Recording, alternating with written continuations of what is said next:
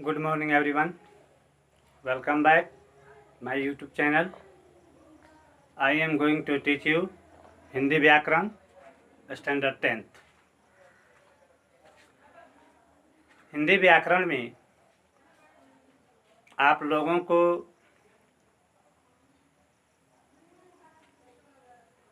चार पाठ पढ़ने हैं। कितने? 4। सबसे पहला पाठ है रचना के आधार पर वाक्य भेद। दूसरा पाठ है वाच्य। तीसरा पाठ है पद परिचय। चौथा पाठ है रस। यही 4 पाठ आपको 10th में पढ़ने हैं और इसी 4 पाठों से परीक्षा में प्रश्न पूछे जाएंगे। ठीक है।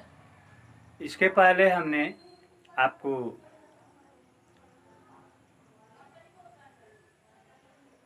बताया था इसकी परिभाषा, भेद, पहचान। मैंने व्हाट्सएप द्वारा इसको सेंड भी किया था। बहुत बच्चे इसको याद भी कर चुके होंगे। सोचे हैं कि थोड़ा इसको आज हम रिवाइज भी कर देते हैं वीडियो के माध्यम से, ताकि आप बढ़िया ढंग से समझ जाएं। घबराने की बात नहीं है, थोड़ा सा ध्यान देने की बात है। व्याकरण कोई भारी नहीं है, एकदम हल्का है, सिर्फ समझने की बात है। 9th क्लास में आप लोगों ने पढ़ा था वाक्य की परिभाषा और अर्थ के आधार पर वाक्य भेद। उसमें वाक्य की परिभाषा जो उसमें मैंने बताया था वही परिभाषा इसमें भी है। भेद में थोड़ा अंतर है, क्योंकि अर्थ के आधार पर वाक्य के 9 भेद होते हैं, जो मैंने 9th क्लास में आप लोगों को बताया था। इसमें थोड़ा हट के है कि पूछा गया है कि रचना के आधार पर वाक्य के कितने भेद होते हैं। ठीक है। तो इसमें आप पढ़ेंगे थोड़ा अलग। परिभाषा तो वही रहेगी, लेकिन अर्थ में थोड़ा क्या बोलता है, थोड़ा सा इसके रूप में परिवर्तन हो गया है। तो आइए शुरू करते हैं। रचना के आधार पर वाक्य भेद। ठीक है। सबसे पहले हम जानेंगे इस पाठ में कि वाक्य किसे कहते हैं। वाक्य किसे कहते हैं? शब्दों का ऐसा सार्थक समूह जिसका पूरा पूरा आशय प्रकट हो, व्यवस्थित हो, व्याकरण के नियमों से बधा हुआ हो, उसे वाक्य कहते हैं। या इसको ऐसे जानेंगे, शब्दों का वह सार्थक समूह जिससे किसी भाव या विचार को पूर्णतः प्रकट किया जा सके, उसे वाक्य कहते हैं। या दूसरी परिभाषा मैं बता रहा हूं, शब्दों का ऐसा सार्थक समूह। सार्थक का मतलब जिसका अर्थ हो। सार्थक सजोड़ अर्थक सार्थक होता है, यानी अर्थ के साथ। तो आइए सुनते हैं। शब्दों का ऐसा सार्थक समूह जो व्यवस्थित हो तथा पूरा आशय प्रकट कर सके, उसे वाक्य कहते हैं। जैसे श्री राम ने धर्म की स्थापना की। यह वाक्य जो है व्यवस्थित है, शब्दों का समूह है और यह पूरा आशय प्रकट करता है, इसलिए इसे हम वाक्य कहेंगे। बहुत बच्चे कहते हैं, जैसे मैंने सुना था 1 सप्ताह पहले 2-4 बच्चे आए थे कि सर बोर्ड पर लिख देते हैं, क्या बोल देते हैं, समझ में नहीं आता है। क्या बात है भाई, मैं पढ़ा रहा हूँ, उसको ध्यान से सुनिए। मैं क्या कह रहा हूँ, क्या बता रहा हूँ, आप क्या जानना चाहते हैं, वही जो मैं बता रहा हूँ। आप पढ़े, पहला से हिंदी पढ़ते आ रहे हैं, आप आज 10th क्लास में हैं और यह वाक्य जो है आप पढ़े हैं 5 से 6 से 7 से 8 से 9 से अब 10th में आ गए हैं, फिर भी ऐसी बात बोलना अच्छी बात नहीं है। ध्यान से सुनिए, वाक्य की परिभाषा। आपको बोर्ड में ये नहीं पूछेगा कि वाक्य किसे कहते हैं, दे देगा, कहेगा इसको वाक्य में चेंज कीजिए, हम आपको आगे बताएंगे, थोड़ा सुनिए, ठीक है। तो मैंने अभी आपको बताया शब्दों का ऐसा सार्थक समूह जो व्यवस्थित हो तथा पूरा आशय प्रकट कर सके उसे वाक्य कहते हैं। जैसे इसको उदाहरण से समझिए, श्री राम ने धर्म की स्थापना की। आप पढ़ रहे हैं इसको कि श्री राम ने धर्म की स्थापना की, यह सार्थक शब्द का समूह है। श्री राम ने धर्म की स्थापना की, तो शब्दों का ही समूह है, लेकिन यह व्यवस्थित है और इसका पूरा आशय भी प्रकट हो रहा है, इसलिए हम इसको वाक्य कहेंगे। बात समझ में आ गई होगी। परिभाषा के अनुसार मैंने आपको बताया कि शब्दों का ऐसा सार्थक समूह जो व्यवस्थित हो तथा पूरा पूरा आशय प्रकट कर सके उसे वाक्य कहते हैं। जैसे श्री राम ने धर्म की स्थापना की। बात समझ में आ गई होगी। चलिए अब हम पढ़ेंगे वाक्य के अंग। अंग्रेजी में आप पढ़े होंगे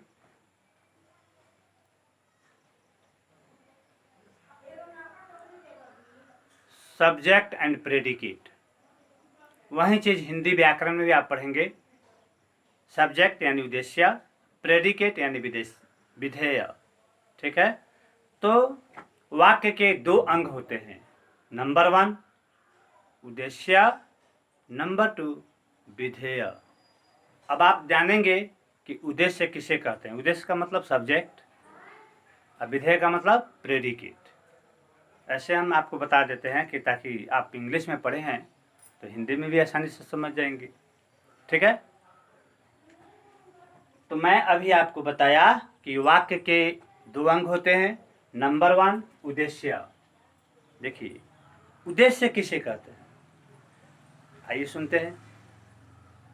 वाक्य में जिसके बारे का मतलब व्यक्ति या चाहे वस्तु, किसी के बारे में तो आप कह रहे हैं ना, चाहे वो व्यक्ति हो सकता है या वस्तु हो सकता है, ठीक है।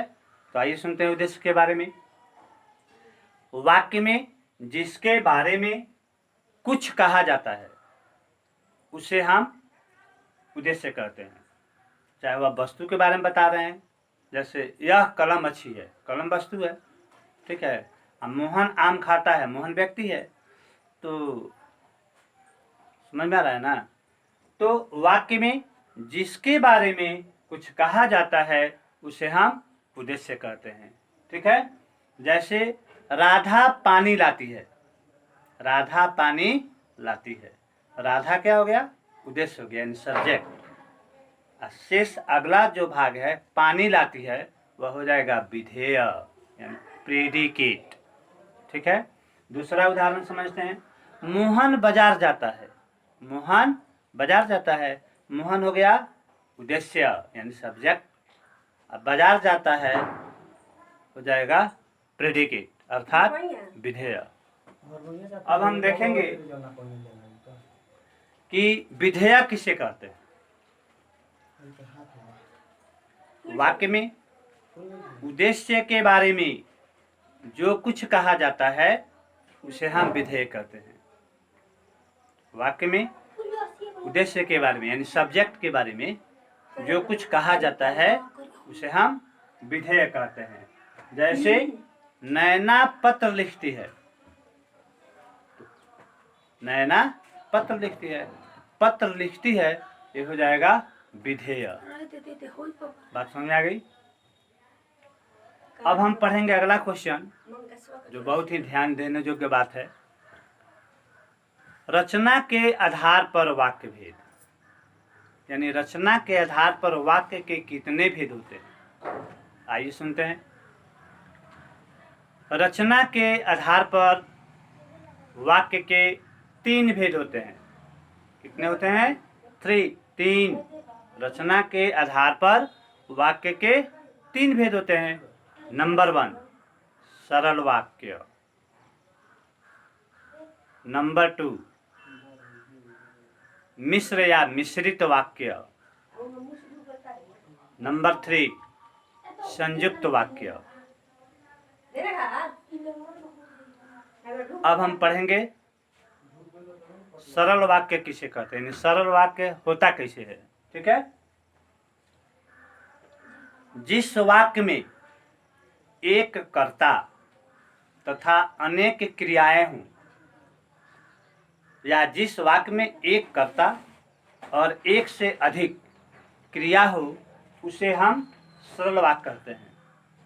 ठीक है, व्याकरण के अनुसार मैं आपको बता रहा हूँ। किसी किसी किताब में दे दिया है कि जिस वाक्य में एक से अधिक कर्ता हो और एक क्रिया हो। समझ में नहीं आता है, कैसे कैसे लेखक हैं इधर का उधर लिख देते हैं, लेकिन आइए हम आपको बता देते हैं फैक्ट। सरल वाक्य किसे कहते हैं? तो जिस वाक्य में एक कर्ता हो और एक से अधिक क्रिया हो, उसे हम सरल वाक्य कहते हैं। इसको उदाहरण द्वारा स्पष्ट करेंगे, बात समझ में आ जाएगी। जैसे देखते हैं, रमेश ने पुस्तक पढ़ी। उदाहरण है सरल वाक्य का कि रमेश ने पुस्तक पढ़ी। रमेश ने पुस्तक पढ़ी। पढ़ना जो है यहाँ पर वर्ब है, यानी क्रिया है। ठीक है, तो रमेश ने पुस्तक पढ़ी, यहाँ एक कर्ता है रमेश और एक क्रिया है पढ़ी। ठीक है, इसको हम कहेंगे सरल वाक्य का यह उदाहरण है। रमेश ने पुस्तक पढ़ी, रमेश ने पुस्तक पढ़ी, यानी जिस वाक्य में एक कर्ता और एक से अधिक क्रिया। एक से अधिक क्रिया में दूसरा देते हैं, मोहन स्कूल जाता है, चाहे सोहन स्कूल जाता है। सोहन स्कूल जाता है, जाना भी वर्ब है और है भी वर्ब है, यानी 2 क्रिया हो गया यहाँ पर बना। सोहन स्कूल जाता है। ठीक है, तीसरा है वह दूध पीता जा रहा है। वह दूध पीता जा रहा है। पीता जा रहा है, देखिए पीता जा रहा है, इसमें 4 वर्ब हो गए। पीता जा रहा है। मैं परिभाषा बताया आपको सरल वाक्य का कि जिस वाक्य में एक कर्ता और एक से अधिक क्रियाएं हों, उसे हम सरल वाक्य कहते हैं। परिभाषा के अनुसार हमने आपको 3 उदाहरण बताया। किसी में एक क्रिया था, किसी में 2 क्रियाएं थी और किसी में 3 से अधिक क्रियाएं हैं, 2 से अधिक, 3, 4, 5। ठीक है ना। तो पहला उदाहरण था, मैंने आपको बताया कि रमेश ने पुस्तक पढ़ी, यहाँ पढ़ी एक ठो वर्ब है। दूसरा था सोहन स्कूल जाता है, यानी जाता और है, जाता है, जाता अलग वर्ब है अलग वर्ब है, 2 क्रिया हुआ। उसके बाद में अगला मैंने बताया था कि वह दूध पीता जा रहा है। जा रहा है अधिक से अधिक क्रिया हो गई। ठीक है ना, बात समझ में आ रही है ना? खूब ध्यान से समझिए। ठीक है, इसके बाद मत कहिएगा कि साहब समझ में नहीं आया। तो रमेश दूध पीता जा रहा है, इसमें 2 से अधिक क्रिया हो गया, पीता जा रहा है। ठीक है ना। तो जिस वाक्य में एक कर्ता और एक से अधिक क्रियाएं हों, उसे हम सरल वाक्य कहते हैं। बात समझ में आ गई। दूसरा उदाहरण, दूसरा वाक्य है मिश्र या मिश्रित वाक्य। सरल वाक्य तो समझ में आ गया। अब दूसरा है मिश्र या मिश्रित वाक्य। जिन वाक्यों में एक मुख्य या प्रधान वाक्य हो और अन्य आश्रित उपवाक्य हो। अन्य आश्रित उपवाक्य मतलब क्या होता है? उस पर डिपेंड हो, उस वाक्य पर वह डिपेंड हो, ठीक है ना। अन्य आश्रित उपवाक्य हों उसे हम मिश्र या मिश्रित उपवाक्य कहते हैं। सॉरी, फिर से सुनिए।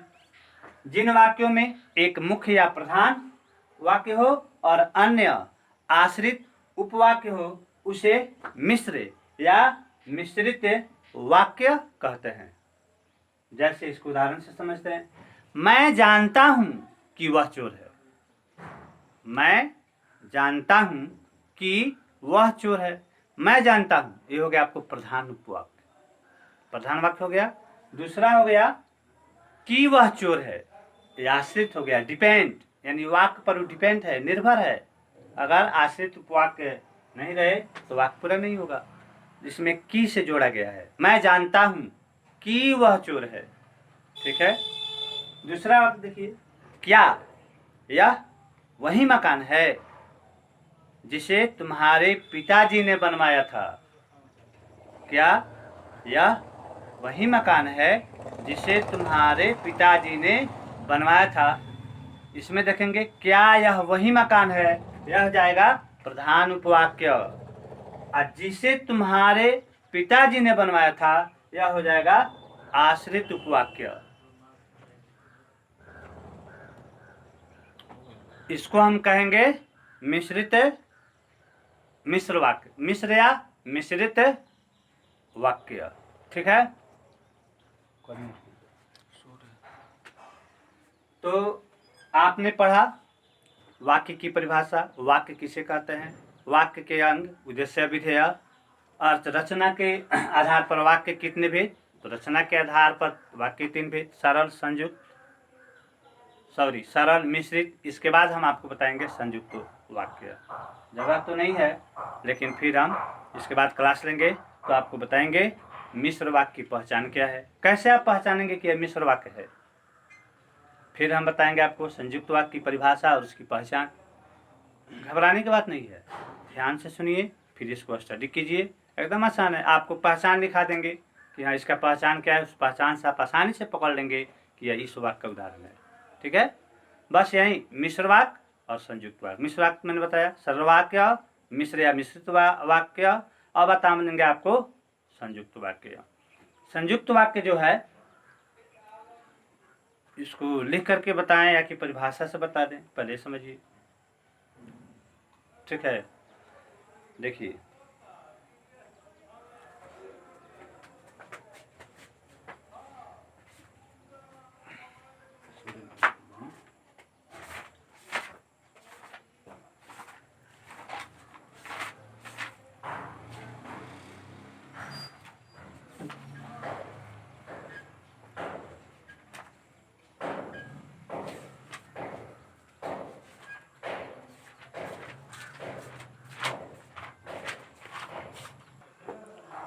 तो मैंने अभी आपको बताया था, क्या यह वही मकान है जिसे तुम्हारे पिताजी ने बनवाया था।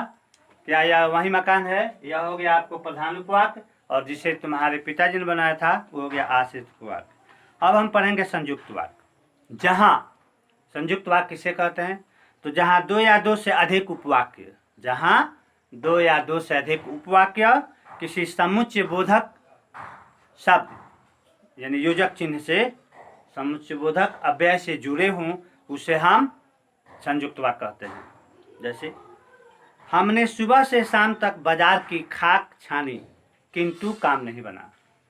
हमने सुबह से शाम तक बाजार की खाक छानी किंतु काम नहीं बना। यहाँ किंतु जो है वाक्य को जोड़ा हुआ है, ठीक है ना, तो इसको हम कहेंगे संयुक्त वाक्य, ठीक है। रात हुई और तारे निकले, रात हुई और तारे निकले, यहाँ और लिखा हुआ है, ठीक है, तो और से वाक्य जुड़ गया है। वह सोया रहा इसलिए गाड़ी न पकड़ सका, यहाँ इसलिए से वाक्य को जोड़ा गया है। तू पढ़ लो या टीवी देख लो, या तू पढ़ ले या टीवी देख ले, यहाँ या से जुड़ा हुआ है।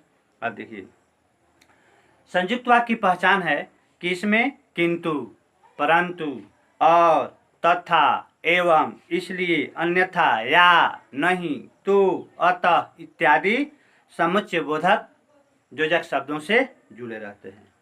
उसी तरह से मिश्र वाक्य में मैंने आपको बताया था, ठीक है ना, तो यही है आज हिंदी व्याकरण का क्लास। सरल वाक्य, संयुक्त वाक्य, मिश्रित वाक्य हमने आपको बताया। फिर हम आपको अगले क्लासों में मिलेंगे, तब तक के लिए धन्यवाद।